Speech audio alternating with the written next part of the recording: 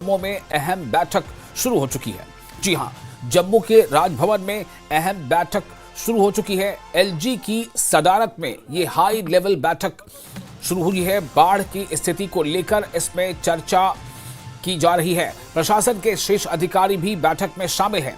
इस वक्त की बड़ी खबर आपको दे रहे हैं, राजभवन जम्मू में अहम बैठक शुरू हो चुकी है और ये बैठक एलजी की सदारत में हो रही है। बताया जा रहा है कि आला सतही बैठक है जो एलजी की सदारत में बैठक हो रही है और इस बैठक में उम्मीद यही की जा रही है कि प्रशासन के जो शीर्ष अधिकारी हैं, जो अफसरान हैं, उनके साथ इसमें बाढ़ के बाद के हालात पर चर्चा की जा रही है कि बाढ़ जो है उसमें किस तरह की स्थितियां बनी हुई हैं और किस तरह की जरूरत लोगों को दरकार है, किस तरह का एक्शन जो है उस वक्त अभी लिया जाना चाहिए।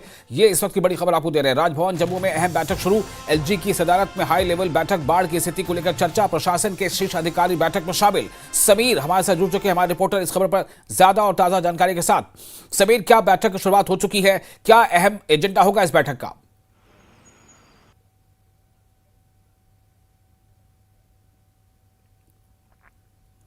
समीर, आप हमें सुन पा रहे हैं?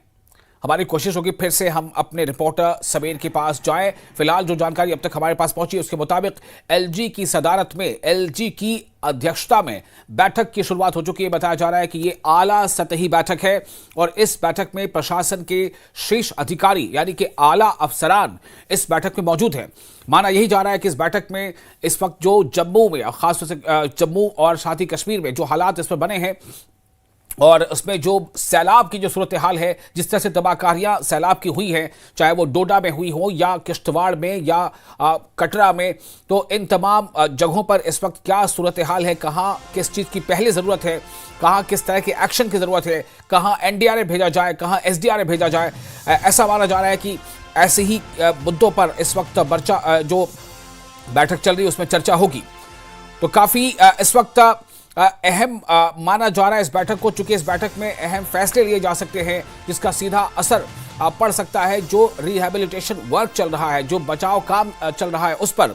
और कई नदी नालों में जो उफान है, जहां पुलिया ध्वस्त हो चुकी है, पुलिया बह गई हैं, कई मकानों को नुकसान पहुंचा है। तो ऐसे में जितने भी लोग हैं उनको कैसे त्वरित राहत पहुंचाई जा सके। और साथ ही जो लगातार अब खबर सामने आ रही है कि किस तरह कटरा में जो माता वैष्णो देवी मार्ग पर जो भूस्खलन हुआ, जिसके नतीजे में जैसा कि सीएम का कहना है कि 29 से 30 लोगों की जान गई है, उस हालत, उसकी लगन की हालत में भी चर्चा हो सकती है। समीर हमारे से जुड़ चुके हैं। समीर, क्या आप हमें सुन पा रहे हैं? हमें ये बताएं कि क्या बैठक की शुरुआत हो चुकी है और क्या इस बैठक में जो शीर्ष अधिकारी होंगे, ये एलजी की सदारत में बैठक है, तो इस बैठक में क्या कुछ एजेंडा इस बैठक का है? देखिए, मैं आपको बता दूं, जो चीफ मिनिस्टर उमर अब्दुल्ला की जो बैठक हुई, चीफ मिनिस्टर उमर अब्दुल्ला की अध्यक्षता में जो बैठक हुई वो सिविल सेक्रेटरीट में हुई और उसमें सिविल एडमिनिस्ट्रेशन के लोग थे और उसके साथ साथ जो बीजेपी के एमएलए थे, 12 एमएलए जो जम्मू डिस्ट्रिक्ट में जो ताल्लुक रखते हैं, जम्मू डिस्ट्रिक्ट के जहां पे सबसे ज्यादा फ्लड की त्रासदी हुई है, तबाही हुई है, तो उन सभी के साथ उनकी मीटिंग। लेकिन जो एलजी की मीटिंग वो अभी भी शुरू हो गई है थोड़ी देर पहले, और इस मीटिंग में आर्मी, पुलिस, एसडीआरएफ, एनडीआरएफ और जो सिक्योरिटी पैरामिलिट्री फोर्सेस के लोग और इसके साथ साथ सिविल एडमिनिस्ट्रेशन के जो बड़े टॉप ऑफिशियल वो इसमें हिस्सा ले रहे हैं। और एलजी ने सुबह ही जब वो जम्मू पहुंचे थे तो सीधा वो कटरा चले गए। वहां पे जो बड़ी ट्रेजेडी हुई है कटरा में, वहां पे वो नारायणा हॉस्पिटल गए, वहां पे जो इंजर्ड हैं उनको देखा, उन्होंने वहां पे उनसे दरियाफत की, उनके इलाज के बारे में जो स्टेटस है उसके बारे में। उसके बाद उन्होंने कंपनसेशन भी अनाउंसमेंट किया। उसके बाद वो सीधा राजभवन पहुंचे और राजभवन में जो बड़ी मीटिंग चल रही है उसमें भी इसी फ्लड रिलेटेड जो इश्यूज हैं उस पर किया जाएगा। क्योंकि देखिए, प्राइम मिनिस्टर नरेंद्र मोदी ने भी इस पर ट्वीट किया है जो कटरा में हुआ। Union home minister Amit Shah भी लगातार टच में है चीफ मिनिस्टर के और एलजी के। तो कहीं ना कहीं सेंट्रल गवर्नमेंट भी चाहती है कि जो फ्लड विक्टिम्स हैं, जो यहाँ पे तबाही हुई है, जहाँ जहाँ मकान ढहे हैं, लोगों को प्रॉपर्टी नुकसान हुई है या लोगों की डेथ हुई है, चाहे वो कठुआ में हुई कुछ दिन पहले, चाहे वो डोडा में हुई, इसी के साथ साथ आज कटरा में हुई, तो सभी लोगों को कंपनसेट किया जाए, उनको तो समीर, क्या कटरा की जहां तक बात है, समीर, क्या वहां पर रेस्क्यू ऑपरेशन अभी भी जारी है? क्या कुछ उम्मीदें अभी भी वहां पर है कि कुछ डेड बॉडीज मिल सकती है या फिर कुछ लोगों को जिंदा बचाया जा सकता है? क्या उस पर भी ज्यादा फोकस होगा इस बैठक में?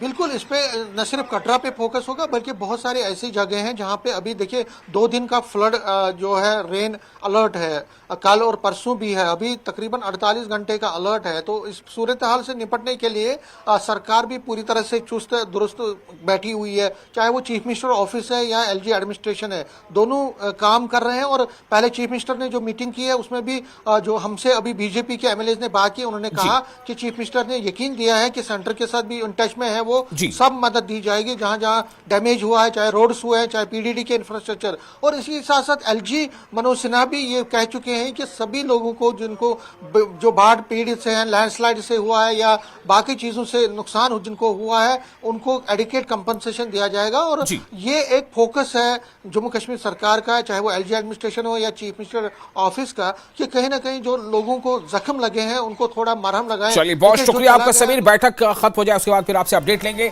बहुत शुक्रिया। तो